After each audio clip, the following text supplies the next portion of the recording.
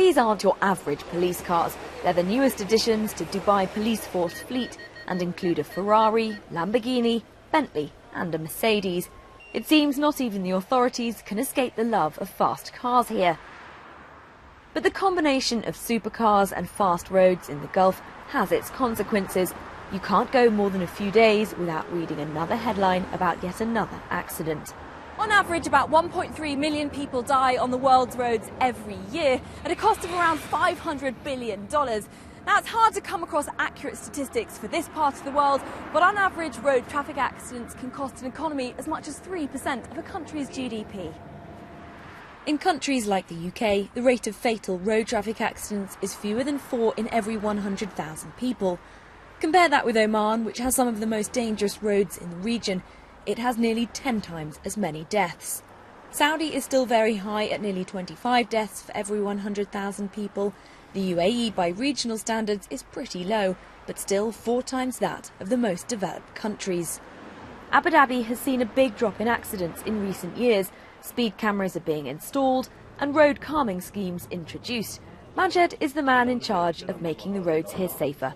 The 3 elements for road safety is the most important to improve the safety of the city.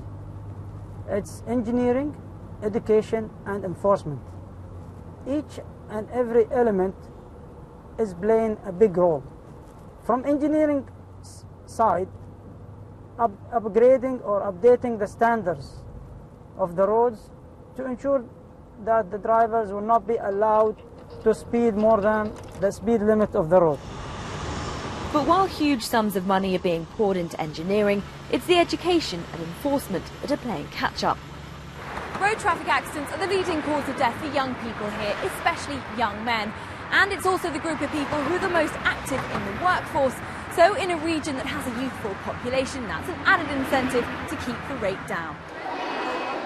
Which is why children in the country are being targeted at a young age. Roshanara runs a business to help promote road safety, and she depends on sponsorship from the private sector. This is a road safety awareness class in Dubai, funded by oil company Total.